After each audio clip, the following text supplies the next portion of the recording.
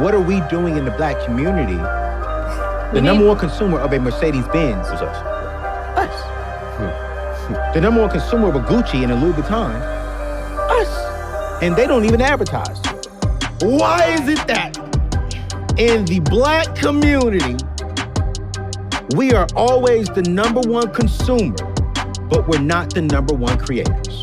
So you just said it, the fact that there's consumers and creators. For so long, we assume success based on consumption. Welcome to Closing the Gap with Truth About Black Wealth, where I'm here with our main host, the man, the myth, the legend, Mr. Wilbur Hamilton, and I am Eddie Richardson. And we want to dive in today just talking about how to close the gap. You see our podcast, you see the name, and we talk about the truth about black wealth and closing the gap. So today, we want to try to give you some more knowledge about closing the gap, understanding the gaps that we have in our community when it comes to wealth, when it comes to knowledge. And our main goal here with Hamilton Wealth Advisors is to give you the knowledge that you need so that you can come and get the help that you need to build yourself up financially. So, Wilbur, just let's help the people out today a little bit if we can. Absolutely. If we can. What are just some practical steps that an individual can take to help close the wealth gap? Well, I think one of the first things they can do is kind of tune into this podcast for the Fools and this radio show at 31 at 8 a.m. So I think that's the first step, because I think we talked about in the last episode, it starts with writing it down and making a plan. You got to have a plan. People perish for the lack of knowledge, and people don't fail to plan, but they do plan to fail. I think I said that right. But, I think that's the biggest step, is sitting down and just creating a budget, is knowing how much you got coming in versus how much you got going out, and taking some personal accountability to see, what is your financial standing? If you don't change anything in regards to what you're doing right now today, what will your destination look like? I think a lot of times if we could sit down with someone like myself that's a financial professional and just have an overall assessment of, based on what I'm doing, where will I end up? And if we saw that, that would give us the same information, just like going to the doctor would, if you don't change your eating habits, if you don't start exercising, it'll show you exactly where you'll end up financially. And I think if we saw that, that would, basically help to maybe create or motivate us to make some changes. And writing down that plan and giving us an idea of, okay, well, areas that are weak, how much is going out versus coming in, and saying, well, I'm spending too much on DoorDash and Uber Eats, and I'm not saving enough and investing enough into my 401k. So, those are things that when you write it down and it's placed in front of you, you can't run from the numbers. They are what they are. So starting there is, I would say, first and foremost, the biggest step is, having a conversation, that personal accountability, and starting with your own individual plan and having someone to review that plan. So always talking about that accountability, right. And that's probably the biggest thing that I bring to clients, and that's what financial advisors do. I mean, we're a advocate, we're a conduit, we're a way of helping you evoke and create change, and we're an accountability partner for your finances. So we're someone else that's laying eyes on, are you saving enough? Are you investing enough? Do you have enough life insurance? Do you have, disability coverage? Have you planned for long-term care expenses? All these things that go into, having a successful financial picture and financial outlook. We take, that into consideration, and we can be the voice that's unheard a lot of times. We can speak for the voiceless. Okay. So, when you have a mother and a father and, they're so busy running, trying to take care of the family. And of course, those kids are, our biggest responsibilities. Are we doing everything we need to be doing to make sure that we've put those kids in a situation where, regardless of what happens with us, they can be successful? Because I see it every day. We all plan to retire and want to live to be, I told the Lord, I want 90 happy and healthy, but that didn't mean that that's going to happen. So have I done the things that I need to do individually? So if, God forbid, something does change, it does happen, what does my family situation look like? What does my wife's situation look like? What does my kids' future look like if something happens in our lives that we haven't planned for and accounted for? And one thing that we know, life is going to happen. Yes. Don't know when, don't know where, don't know how, but it's going to happen. As they say right now, life is going to life. So we have to take some personal accountability to make sure we're taking necessary steps to plan for the unexpected in our financial futures. Okay. So what I'm hearing, definitely from what I'm hearing from you is, number one, you want to see a financial advisor like yourself. Absolutely. To lay out a plan for how your family is structured. Absolutely. Because I think one thing that I think sometimes happens is we look at other people too much and don't really consider the fact that, hey, my family structure and the way that things are going on for me is different from the way that somebody else's look. Absolutely. And so the first things you need to do is, number one, identify what's going on with you, your family, how much money you make, what your family structure is, what you own, what you don't own. And when you come to sit down with a financial advisor, that's what's going to help you do that, is to examine yourself and make the plan for yourself, and not base your plan on what somebody else is doing, but base your plan on what it is that you need to do for you and your family, for you and your household. So I like that. I like that. So go ahead. Well, I would say definitely, a customized and boutique approach. Okay. So, understanding that, number one, all financial advisors are not created equally. So I would say that, for the people, make sure you're sitting down with someone who's licensed and accredited, not someone who just says they're a financial advisor or they're a financial coach. Someone who has had a background check, someone who holds active licenses, not someone who had a license and no longer holds a license, but someone who holds various licenses in the insurance lane, in the investment lane, in the securities background. So you want to be making sure you're talking to someone who is licensed, credentialed, but also someone who actually has clientele, someone who actually works with people that look like you, that sound like you, that have had similar situations to you. You don't want to be working with a financial advisor that specializes in millennials and, young people who are unmarried if you're, 45 and married. If they've never worked with that particular client before, they're not going to have the same level of experience as someone who has. So that doesn't mean that person is not knowledgeable, that person can't help you. But if I've had more experience working with, pre-retirees and retirees, and you are and fit into that category of a pre-retired retiree, well, chances are I'm going to be able to provide more insight. And I've seen more people in your current predicament where I've assessed more problems and more situations and circumstances than someone who hasn't. So making sure you get a number of different referrals, making sure you interview. It's okay to interview more than one financial advisor. Talk to 2 or 3 people and find someone that you're comfortable with, that you trust, but also that you vetted and that's knowledgeable in your area. That's good. That's good. So what we want you all to understand is that what Mr. Hamilton is saying is that, yes, we want you to come see him. But if you don't, our main goal is, closing the gap. Absolutely. We want black wealth to be built in our community, regardless of whether it's with us or with somebody else. So when you were talking about that, Wilbur, about different licensing, could you explain to us what type of licensing are we looking for when we go to a financial advisor? Because I have no clue, what does that look like? So, and that's a great question. That's something I don't think we dive into enough. So I'm actually glad you asked that question. So one is a basic life insurance license. That is something that's handed out by the state in which you live in. So it'd be the state of Alabama here. A person has to attain a certain score on the exam to qualify and earn a life insurance license. So you want to make sure that is active first and foremost. The next thing is you want to make sure they're a licensed securities advisor. And what that means is they hold either a Series 6, 65, 66, or Series 7 license. Those are licenses that actually give you the authority to provide financial advice on stocks, bonds, mutual funds, ETFs, variable annuities, variable life insurance.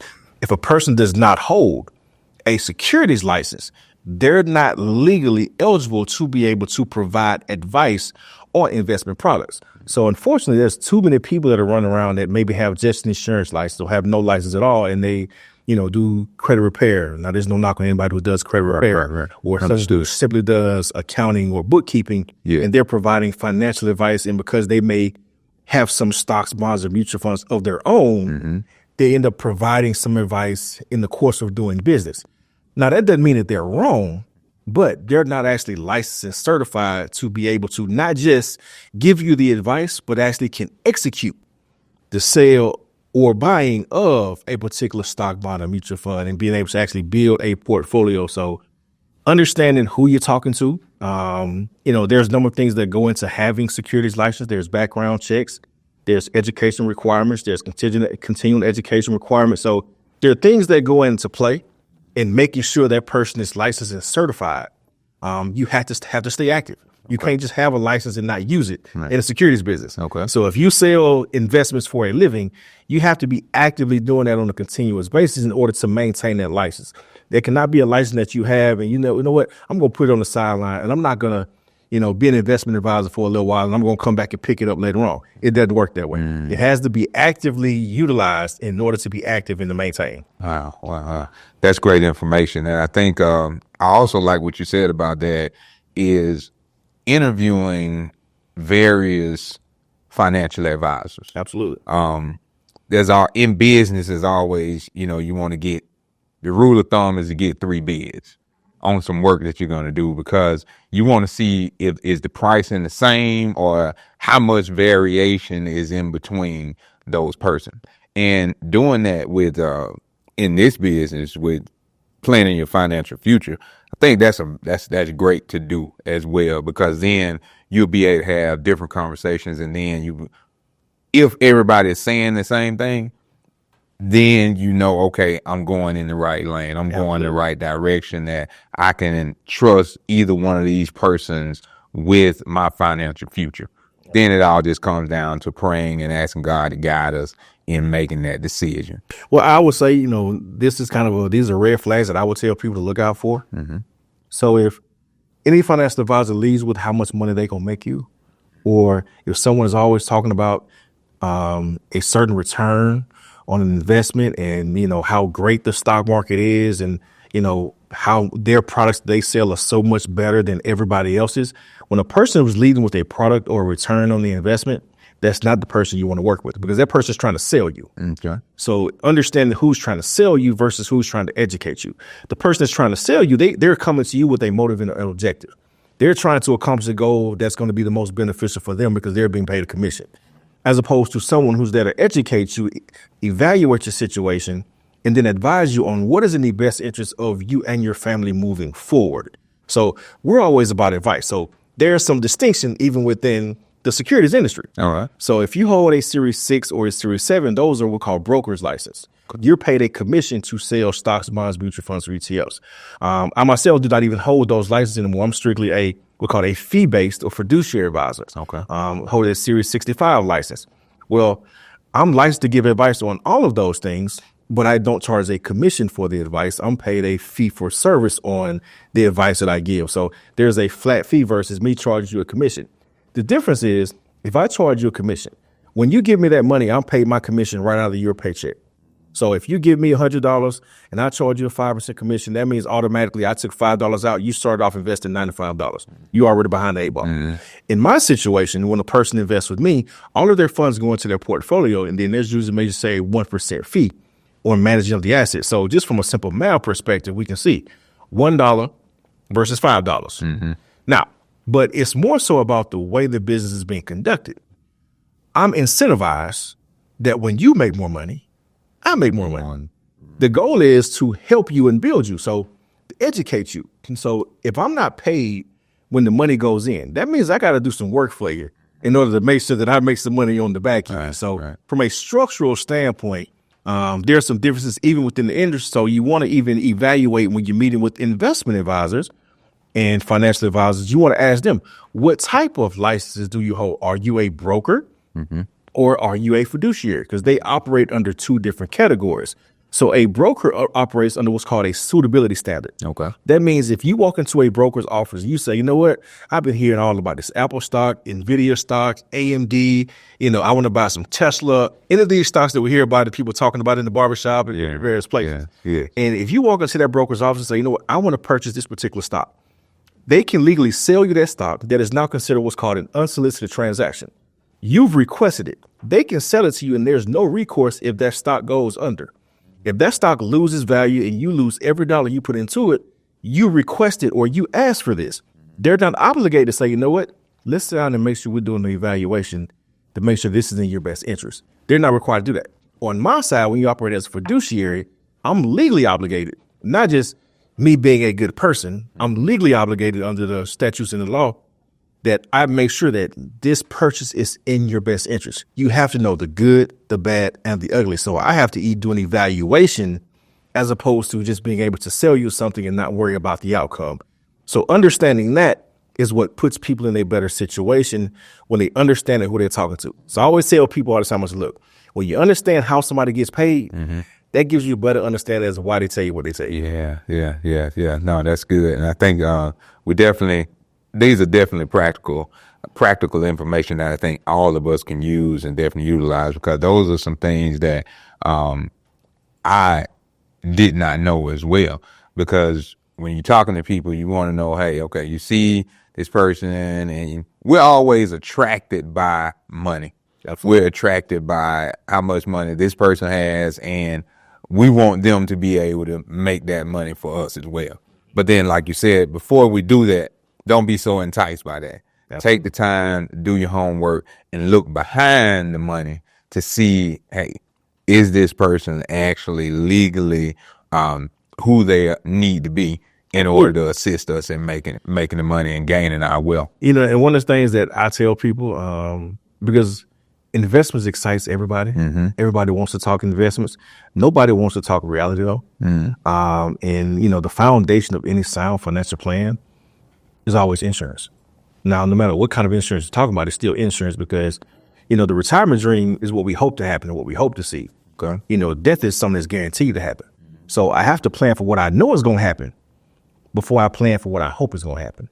I've seen situations, unfortunately, where a guy wanted to come and invest a large sum of money. And I asked him, I said, well, sir, do you have, any life insurance? He said, well, I got a little bit of coverage on my job. It's maybe $50,000. I said, well, how much is the mortgage on your home? He said, well, my mortgage is $500,000. I said, well, you own any cars? He said, yeah, I got one car. My wife has a car. You have any kids? He said, well, I got 2 kids, one daughter and one son.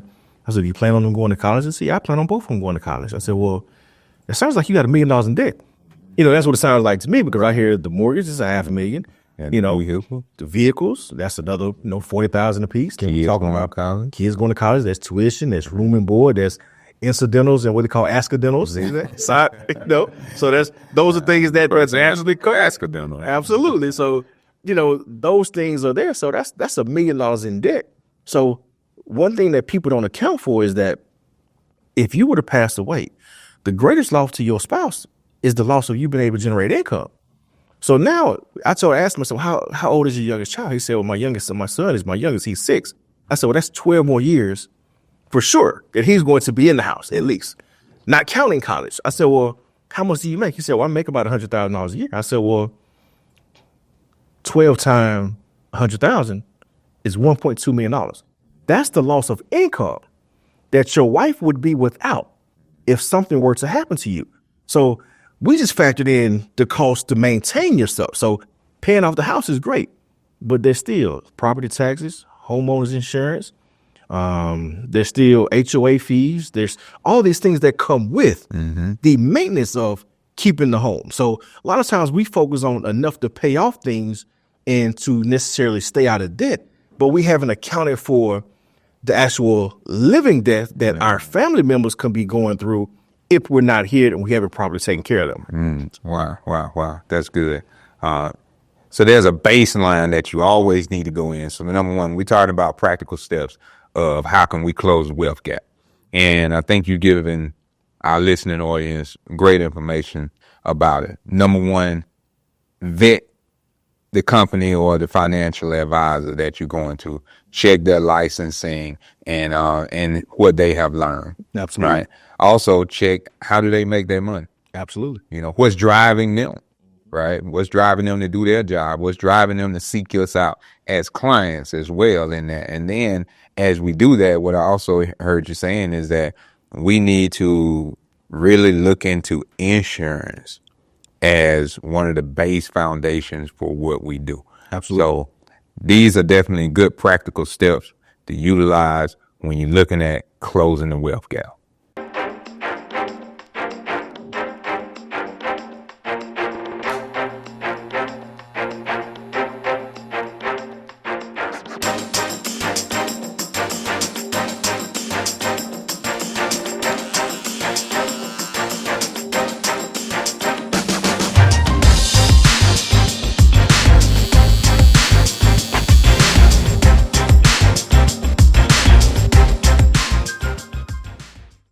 Hey, welcome to Closing the Gap, Truth About Black Wealth.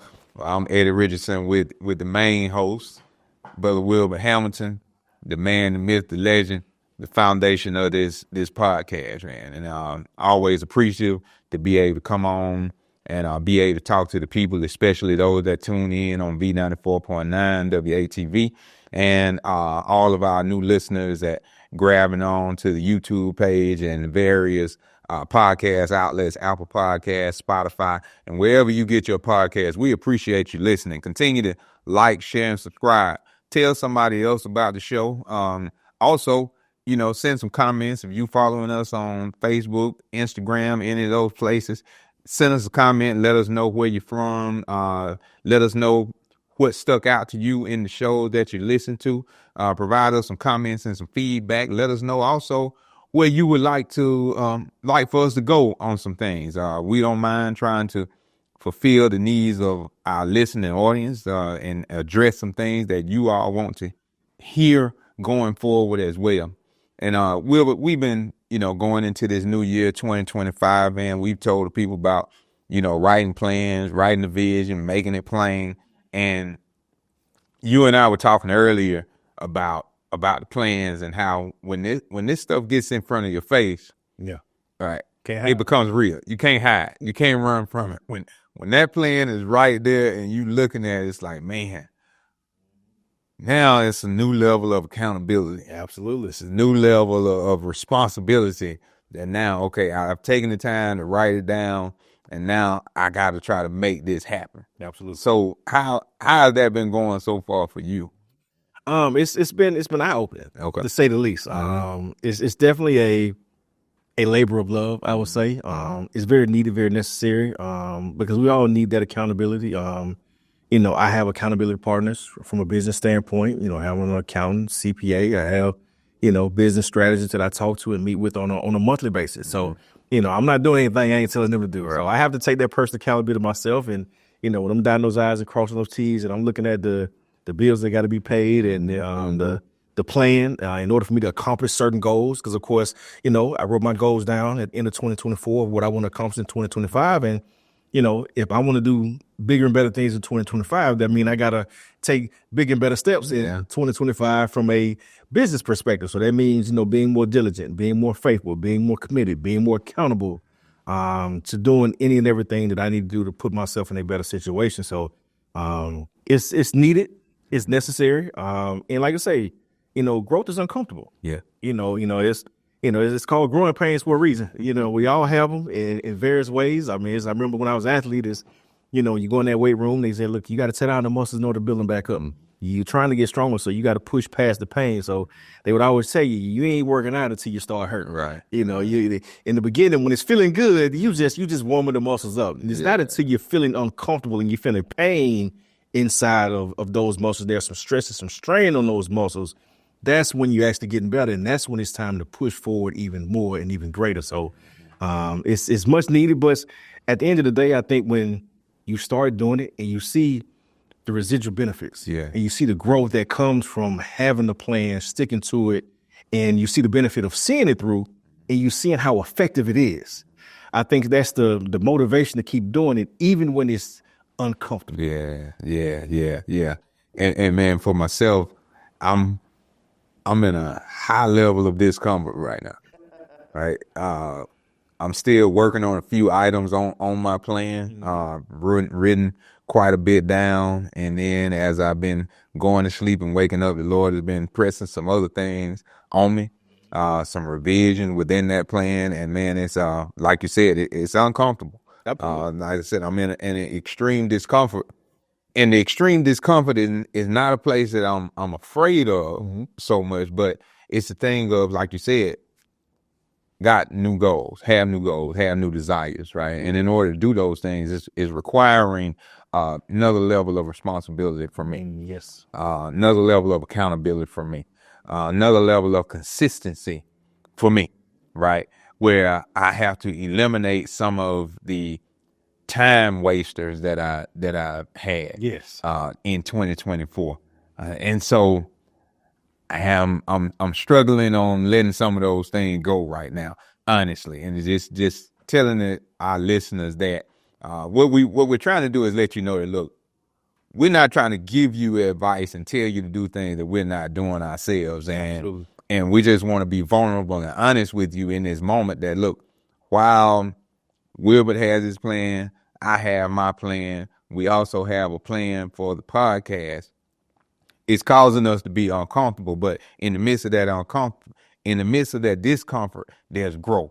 Absolutely. Right? There's growth going in there. And so I am feeling that growth because my mind has been open to some new possibilities. Well, I think, you know what, the blessing in that is because you had a plan and have a plan and you're constantly evaluating that plan, as you're moving, you can see what's working and what's not working. So the beauty of having a plan, like you said earlier, is being able to scratch something out. Say, you know what, I'm going to have to change course. This is not working out the way I intended for it to work out, but I've wrote it down and I knew what the action items were and I knew what steps I took. So I can go back and evaluate, did I take a wrong step somewhere? Did I take a wrong turn somewhere? You know, what can I do differently? But if I didn't write down the plan, if I'm just kind of freelancing and I don't have anything, I never know where to go to make a change and make an adjustment. So having that plan and having that thing written down tells me, okay, well, this is what I was doing. This is what that has done. Is that or isn't that what I wanted to see happen? If it is, great, I keep moving forward. But if it's not, that tells me, okay, you know what? Let's go ahead and scratch that now. Let's make an adjustment and we can continue to move forward to our desired destination. But it's with a renewed mind and it's with the understanding of I'm learning as I grow. Right. I'm not just out here freelancing. I'm not just working and hoping that things pan out. I actually have a plan of action that's telling me now I can go back. And if you have an accountability partner, like, you know, we have, and that person is asking you those questions as to, you know, what went well, what didn't go well, you know, did you accomplish your goals last month? And we breaking down those goals, you know, to a monthly basis. So I write a yearly goal. Yes. Then I break it down into a monthly goal. I even break that down into a weekly goal. You know, I know how many people I need to talk to in the week, how many people I need to see in the week to accomplish certain goals, to hit certain numbers, to hit certain objectives. I need to have it broken down to a science. And I can go look at any month that I did not accomplish my goal, and I can see, well, what did I not do in that month? What changed? How many extra days of vacation did I take? Yeah. You know, how many calls did I not make? How many meetings did I not have? And that is a direct indication that says, okay, well, this is why you didn't have the success that month, or this is why you weren't consistent in that success. See, a lot of times what happens, especially as entrepreneurs and people in business, you'll have a great month, great day, great week, and that'll lead to inconsistency. You know, we got to be consistent. Consistency over a long period of time is what generates success, not just doing it one time. So that's what we talked about before. You know, I talked about my son and saying, be careful what you wish for because you just might get it. You can't ask for more playing time. You can't ask for more shots and then not expect the coach to expect you to shoot a better percentage. He said, look, I ain't giving you extra shots just for you to shoot the ball more. No, I need you to make those. I need more buckets if you go get more shots. So understanding that, and I think, you know, having that accountability and having that relationship with someone that can, you know, can give you some insight. And first and foremost, we always believe that person is first and foremost be Jesus Christ. Yeah. You need to have a relationship with the Lord. So that's the first conversation you need to have. If you're married, the next one probably need to be with your spouse. That's right. If you're in business with someone, it needs to be with your business partner. You know, and if you don't have any of those, then you need to have a business coach, business strategist, a financial advisor, CPA, somebody you're talking to that can do an evaluation. If you're not getting an evaluation of where you are and what you're doing, there's no way for you to really continue to grow in a consistent way. It's going to be hit or miss, you know, and I learned it early on, you know, when I was in business and I would have a great month, a great year. And I wasn't really keeping track of why I had that great year. Okay. And the next year might not be as great. I'm like, well, what did I do different? But I'm freelancing. I'm not writing it down and making it plain and keeping track of what I'm doing and when I'm doing it and how I'm doing it. Whereas now I keep everything tracked to the T. I know how much money I'm spending in marketing and advertising and client appreciation. And, you know, I know how many meetings I'm having. I have a spreadsheet and a calendar. I know how many people I've talked to. I know how much dollar I've made from any and every situation. And now I'm able to go back and track what I should do from a business standpoint to make myself more profitable. And I think once we start doing that and taking that on that accountability, you know, the sky's the limit as far as what we can achieve. Sky's the limit. Sky's the limit. So in order for that to happen, though, there has to be some faith there. There has to be some belief there. I like what you said about, believing in Jesus Christ and having that foundation there. And as we move forward and doing things in our plan, it brings me to think about, do we actually believe in ourselves and believe in our plan? That's something that I've been having to hold myself accountable to, is that, okay, as I write these things down, do you believe what you're writing down? And then as you're doing them, do you believe that it's possible? Right?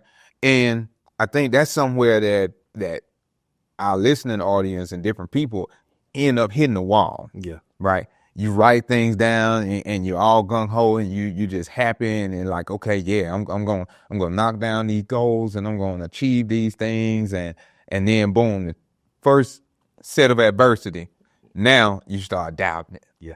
You had some success on step 1, 2, and 3, but then something comes back and realigns the success that you had on step 3. So what do you think is some good ways that help us continue to believe and help us to continue to follow that plan out to a T? First and foremost, you got to get in that word. All right. There ain't no way around it. You can bounce around it all you want, but at the end of the day, if you ain't in that word, you're going to struggle. Because, faith without works is dead. I'm a true believer. I was blessed to have, some praying parents, praying mother, mother that got me in the church, and I have unwavering faith. I have faith. I believe in that faith that'll move mountains. Yeah. If I see it, I can believe it. My mom always taught me, shoot for the stars, land on the moon. And I'm one of the people that took it literally. I really believe that if God gives you that vision, it can come to pass, because I truly believe it. And I know it. God can't lie. So if I know I'm connected to him and he reveals it to me, I know it's going to come to pass. Don't know when, don't know where, don't know how. And the big thing is, if I'm working and I'm doing what he told me to do, I know it's going to come to pass, because he got to make it happen. He can't renege on his word. Right. He can't go back on what he said he was going to do. Now, it might not happen if I don't do what I'm supposed to do. So that's where that accountability comes in at. But if we got an accountability partner like we talked about, that means that I have to be doing at least some or most of what I'm supposed to be doing. Yeah. And he's going to bless what I'm doing if I'm operating in my gift, and if I'm operating in my area, if I'm operating in my expertise, and that's the area that he wants me to strive and thrive in, he's going to bless that. So he has to bless what he has ordained. Now, he ain't going to tell us when he going to bless it or how he going to bless it, but it will be a blessing that we will see fruits of our labor. It may not come, and it's more than likely not going to come when you want it, but he always on time. Like we know that. I've lived that. So understanding that, God is going to do his part, but we got to do what we supposed to do, how we supposed to do it. We can't do it according to our terms. We can't do it when it just feels comfortable. We can't do it when, we can't not do it when we feel like we got a blessing yesterday, so I'm going to take the day off. It's got to be consistent. It's got to be ongoing. And that's how I know it's real. Okay. Is when God gives you that vision, he gives you a passion for something, it don't go away regardless of what's going on in your life. Regardless of how good or how bad things are, I have a desire and have a passion, and I'm going to get up the next day. It is no ifs, ands, or buts about it. Like, I'm going to get up and I'm going to move the next day. And I believe that if something ain't been done, that just means God ain't meant for me to do it yet. It's going to happen. Like, I believe certain things, like, I love to dream, and I dream big. Okay. I don't believe in small dreams. That's just, why waste the dream? Why, if the Lord made the world in 6 days and rested on the 7th, what is him blessing me? That takes him less than a second to do. So why put a limitation on what God can do when he can do all things? So why put a limitation and say, I just want to be successful for me and my family? No, I want to be successful for me and my family and benefit your family, his family, her family, and everybody else's family that I ever come into contact with, and even people that I don't. Right. So I think if you're going to dream big, because don't put those limitations on God. And I think all too often, people put limitations on what God can do because they don't have a relationship with God. If you got a true relationship with God and he's seen you through and he's giving you peace that surpasses all understanding, you really know, and you have a different belief in what he is going to do and what he can do for you. if you stay connected to him. We've all seen God bring us out of some situations where we look back and like, man, Lord, I can't do no say thank you. Lord, I appreciate you. Lord, you made a way out of no way. Well, if he made a way out of no way before, why would you think he could make a way out of no way again? Right. I'm going to hang on to that. So I'm not telling you to go live in that and keep putting them up to the test and put yourself in bad situations. But I'm saying, shoot for the stars and you land on the moon. So, man, Will, when you saying that, man, about faith, believing in God in that way, man, a couple of things come to mind for me, right? Hebrews 11:1 says that faith is the substance of things hoped for and the evidence of things not seen. But then also, I wanted to see if the dictionary aligns with that definition of faith, because that's the definition I always use. When it's about faith, I'm going Hebrews 11:1. But also Webster Dictionary, Merriam-Webster Dictionary aligns with that same thing. It talks about belief. A couple of definitions that it says about faith is belief or trust in loyalty to God. It also talks about a firm belief in something to which there is no proof, right? So when we had this plan that we lay out, when we talking about shooting for the moon and landing amongst the stars, we don't have any proof that it'll happen other than the fact that God has done something before. But with this plan that we're laying out now, it's new goals, new plans. So we don't have any proof that this specific thing is going to happen. You know what? See, that's why I disagree with people. Okay. The plan is right in front of us. The plan is all around us, because everything that we see, everything that's been successful around us had to start somewhere. Somebody had to be given an idea. Somebody had to be given a vision, and somebody had to act on it in order for it to come about. And, we don't know everybody's walk, and we don't know everybody's vision and mission in life, but, there are a lot of things around us that show that some of these people had to have prayed to the Lord for some things to happen, for all this stuff to exist. For someone you look at the skyscrapers in the neighborhoods and, all these people that have been highly successful in a number of different ways. It ain't by chance. The Lord had a hand in helping all these people be successful in some way, shape, form, or fashion. We always hear, don't nobody get there by themselves. Yeah. But unfortunately, I think where that lack of faith comes in at is when you talked about and you said the word trust and loyalty. And do you have trust and loyalty in yourself? And it always goes back to that word accountability and what we started with. Did you write that plan down and make it plain? If you do that, and now you learn to hold yourself accountable, and now you can trust yourself, you can now learn to say, you know what, maybe I can trust somebody else to do the same. But you can't trust nobody else if you don't trust yourself. So you always hear people talk about it when they're in relationships, like, well, why are you so insecure? Well, I'm worried about what somebody else did. Or what? No. What are you doing? You know how you living. And you worried about the person you with living the way you living. You hiding some stuff and doing some things. And you worried about is the person that you with or seeking after doing the same thing to you. So understanding that and holding ourselves accountability is the beginning of creating the foundation of that trust and the foundation of that belief. Because if we can trust ourselves and we can trust God, well, that's really all the trust we need. Right. Because I'm a firm believer in God is going to give you everything you need to have to be successful. And he will give it to you in accordance to when he sees fit as to when you need it in order to take the next step. He's going to place the right people around you. Like he's already said it in the book. He said, look, a man skillful in his works is going to be placed before great men. I ain't never worried about, am I going to be successful? God told me I was going to be successful when I was a child. He said, look, you're going to be successful. Don't know what, don't know when, don't know where, don't know how, didn't know what I was going to be doing as a child.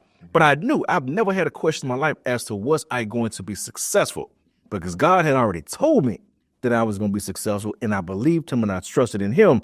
I just got to walk out this thing called life and do what he told me to be. And then I find out later on in life where I'll be successful doing it. See you back in a minute.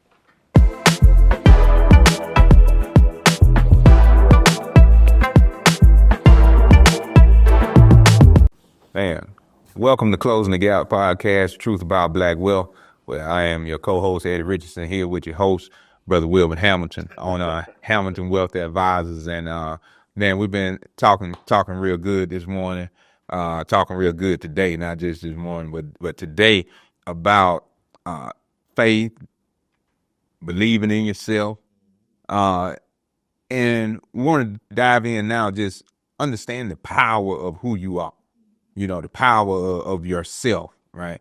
Because I think that's what we've really been touching on to a degree. When we talked about, first of all, the power of you have to understand you are fearfully and wonderfully made in the image of God. Yep. That's number one. I think you hit it on the head earlier, Will, when you were talking about, reading the word of God, having faith in God, when we're talking about writing out plans, writing out visions, and being able to carry these things out. Also with the fact that faith without works is dead. Absolutely.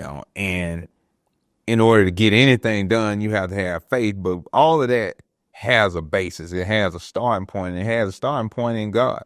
And when we talked about starting in God, we realized that God made each of us for a reason.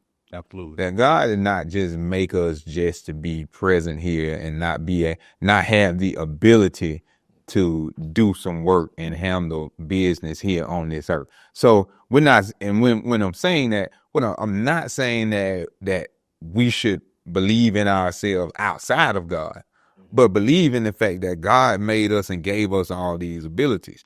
And we talking about your gifts, right? And you always like to refer back to the proverb of your gift will make room for you and put you before great men, right? But first of all, that gift was given to you. Absolutely. Before it even puts you in, before it makes room for you, before it puts you in front of anybody, I think we need to go back to the main thing of God put that gift inside of you. Absolutely. And you need to understand that when you're writing your plans and you're making your vision and you're getting ready to carry it out, you have to believe in yourself. You have to, because God believes in you. God would not give you any gifts and talents if God did not believe that you have the ability to handle those things. Well, I got a question for you, Pastor. Okay, talk to me. Because I'm real big on that. I believe that, and I believe everybody's was born with a gift and a talent. You just got to tap into it. Mm-hmm. So, for someone who doesn't have or doesn't know what their gift or their talent is, or they haven't tapped into it just yet, what would you tell them would be some steps that they could take or some things that they could do in order to help build and strengthen that relationship with Christ? And, for me, I'm real simple. I just ask him, I said, Lord, I got a question I ask him straight up, Lord, what you want me to do? Mm-hmm. And the one thing I learned, that he ain't going to lie to you. You might not like the answer, but he ain't going to lie. And that answer don't change. But, what would you tell some people? Because I think a lot of people struggle with, not knowing what their gift is or what their talent is. And then, because I think that gift and that talent creates a passion, and that passion creates a purpose, and that purpose creates the destination. I think we never get on that path a lot of times because we hadn't identified that gift that created that passion. So there is no sustainability in what you're doing, probably because you ain't doing what you're supposed to be doing. Yeah. Like, have you asked God what you're supposed to be doing first? So for someone who's searching and seeking and trying to find their gift, their passion, their talent to create that purpose to that desired destination, what would be some steps that you could tell them to take in order to help to, get some direction? Because I think that's where I think that's the first step. Yeah. No, and that's good. And I appreciate that question. I think, number one, I would say the first thing you need to do is definitely believe that God is real. God exists. First and foremost, believe in that higher power. After believing in that higher power, then believe that higher power of God himself has imparted in you a part of himself, that God's spirit exists in you. I would tell somebody, if you having trouble with believing in God, if you having trouble in believing in yourself, go in the bathroom, or not even bathroom, but go get a mirror, look in that mirror and look yourself in the eye. Don't worry about anybody else. Don't worry about no other surroundings. Just look in that mirror at yourself and just take the time, just a few minutes, just look at yourself. Don't even say anything to yourself. Just look at yourself and take an assessment of who you are, right? Get comfortable with you. Because I think that's the issue is many of us are not comfortable with ourselves. And once you become comfortable with you, then start talking positively to yourself. And the best positive self-talk will come from taking some quotes out of the word of God, the scriptures, to tell yourself that every day when you get up and you look in the mirror, begin to talk to yourself by quoting certain scriptures out of the word of God. Simply like we said earlier about, I am fearfully and wonderfully made. Right? Taking that alone, looking at yourself in the mirror and saying, I am fearfully and wonderfully made in the image of God. I am fearfully and wonderfully made in the image of God. And that positive self-talk would then help you to hold your head high. It will help you to start believing in yourself. And then that will set you on a path to be able to have the realization of where are my gifts and what do I have. Now, then I would say go to what you said. Then talking to God. Because you essentially talking to God when you're talking to yourself in the mirror, right? Because God hears you, God sees you, right? But you have to get comfortable with that first and foremost, right? Because now, once you get comfortable talking to yourself, now you're going to start talking to somebody that exists in the ethereal realm. And when I say ethereal realm, that means that God is everywhere at the same time, but you don't lay eyes on God the way that you see everything else around you. So once you get comfortable talking to yourself in that way, then you will be able to realize that, okay, I am in the image of God. And if I'm able to communicate to myself and care for myself, then I'll take the time and I will pray and I will talk to that ethereal being of God that I do not see, but I believe that God exists. Then what also I believe transpires when we do that is now, after we begin to talk to ourselves positively, we begin to hear our thoughts differently. Yeah. Because now we're in tune with ourselves. So when we go out into the world and we're around other people and we hear things that are negative in society and negative about ourselves, we're able to block those things out. Why? Because when I got up this morning, I told myself I was fearfully and wonderfully made. I have affirmed myself, and God affirms me. Why? Because it's God's spirit that exists within me. And when I look at myself, I see God. So now no matter what anybody else says, no matter what anybody else does, I'm able to rise above those challenges during that day because now I've strengthened myself. And as I strengthen my mind, I strengthen my focus, I have empowered myself each and every day. Then I'm able to identify that, okay, I'm at this job or I have a certain passion that is outside of the job that I'm on. Okay. And that's when we begin to identify gifts. Is that now I'm in tune with God. I'm in tune with myself. Then I'm able to analyze what I do. And then like, oh, I have a passion for doing this, right? Or I may not even be working in that field, but I have a passion for that, right? Or I may be working in my field, working in the job where, yes, I'm doing what I'm supposed to do, but within that job, there's a specific thing that I am good at that seems to come to me naturally, right? And so I realized then that's when I'm like, okay, I see that thing. And then once you start seeing that thing, then now I'm comfortable with going to God and saying, okay, God, I want to know what it is that I'm gifted in. What is the gift that you have given me? What is the gift that will set me before great men? And then once you ask that, God will begin to affirm that thing within you, right? And then once God affirms that thing in you, then now what you'll end up seeing is you'll end up seeing doors begin to open that you utilize that gift, because that's where the scripture comes in, right? Making room for you. A gift makes room for you, right? And when we think about rooms, right? Most rooms have an entryway. They have a door, right? And that's why I said that once you identify those gifts, you'll begin to see doors, right? Some of those doors will open for you, and some of those doors you are going to have to knock on. And some of those doors, God is just going to say, hey, go to door number 3. Absolutely. And walk in there. Everything will be wide open. Wide open for you, right? Because also in the scripture, the word says that God will open a door that no man can open and close doors that no man can close. Meaning that wherever it is that you need to go, that it's going to be directed by God, and that no person that is alive can stop you from going in a door that you're supposed to go in. And no person can block the door that you're supposed to go in either. Absolutely. Right? That God will keep all of those things open to you because you have identified the real power that's within you, and that power is God.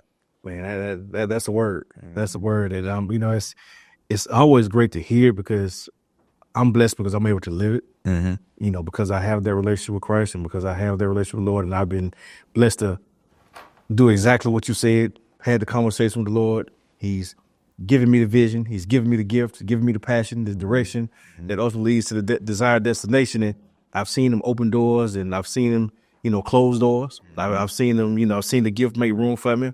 And I've seen that the sustainability that once you have the passion, even your bad days are not as bad anymore. Mm-hmm. You learn to count it all joy. Mm-hmm. You learn that all things work together for good of those that are called according to the Lord and his purpose. So, you start to walk and talk a little bit differently. And I think the biggest thing, and this is where the blessings and the opportunities come from, is that when you start operating like that, people see the God in you. Mm-hmm. And people want to be associated with people that they see the God in, because everybody want to be connected to God. It could be for good or bad reasons, but everybody wants to be connected because if they see you connected to God, they know some blessings going to come. And everybody wants to be the recipient or the beneficiary of some undeserved blessings. So everybody wants to be close to you when they feel like you're being blessed or blessings are coming your way. So, that's where that discernment comes in. That's where, get connected is one thing. But then once you get connected, you got to stay connected. Because staying connected helps you to avoid, it helps. And this is where you would say, we say God closed some doors. Well, he closed some doors that, and going to place you in, some things that you're going to have enemies, you're going to have trials, you're going to have tribulations. And that's the part I think where a lot of people get tripped up at is when they get connected and they get started on that path, they think it's just going to be smooth sailing once I got connected to God. And really, that's when the test just begins. Yeah. That's when God is saying, hey, how much can I give you? What are you ready for? Because if I give you too much too soon, it'll kill you. And it can literally kill you. We've all heard things that, too much water, too much air can kill you.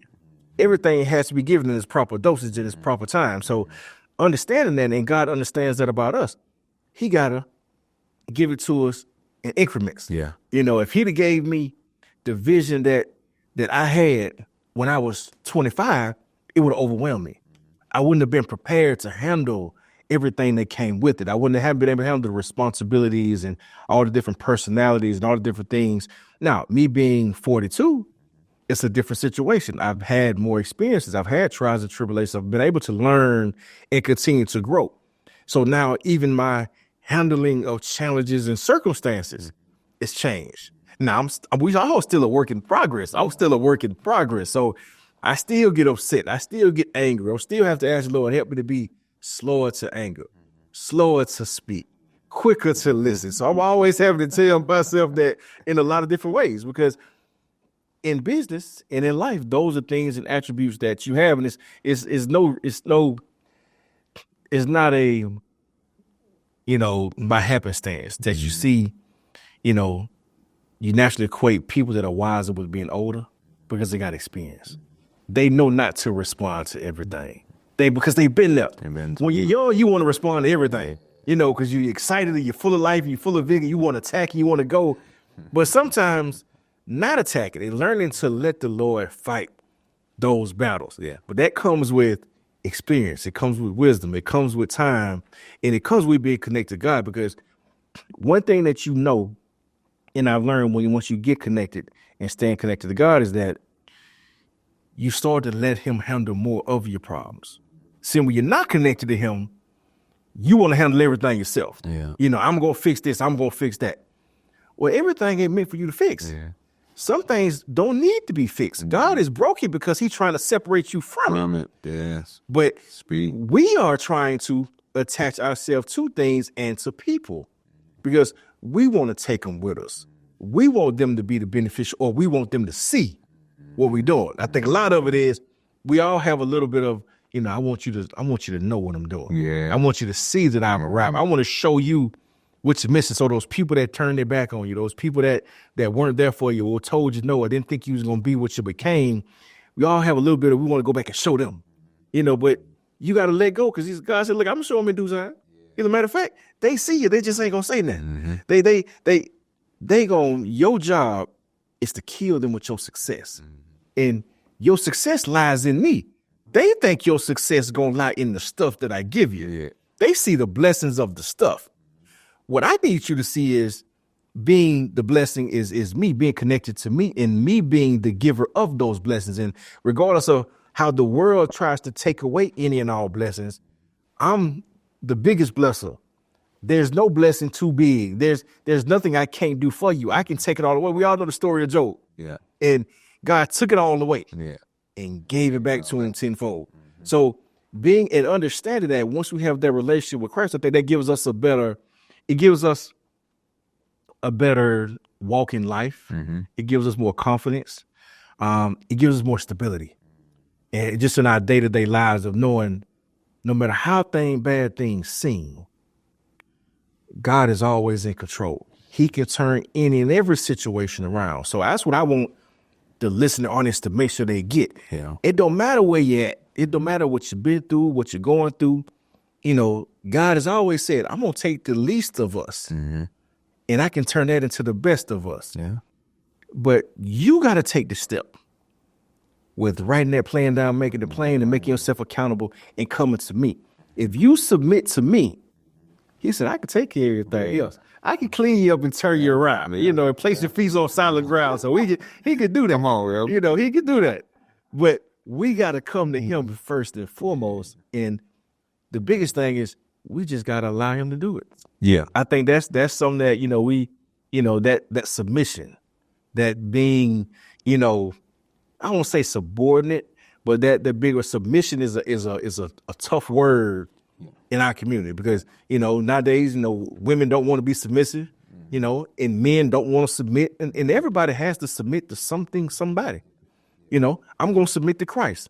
You know, that's who I chose to submit to. Now, who you choose to submit to, that's up to you. I would encourage you to submit to him because he can take care of, satisfy you and quench your thirst. And he has the answer to any and every problem that you have.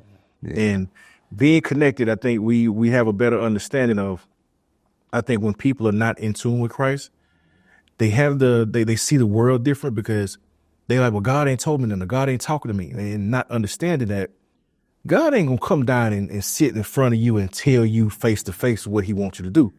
But he will place the people in your life and around you that can give you the message. And when you're in connection with him, you can hear him through them. Right. So that's one thing I think they need to catch. Yeah, and when you said submission, that's the key that gets us to where we need to be. And I think that word ties into with the question you asked me about how can a person get to that place. And when I was talking about getting in front of the mirror, what you're doing is you are submitting to God and submitting your will to God in that way. And the society has a problem with submission because we see so many people so-called exercising their own power. Yes. You know, and we forget the power of God and about how to ask, seek, and knock, and the door be open. Yes, sir. See you next time.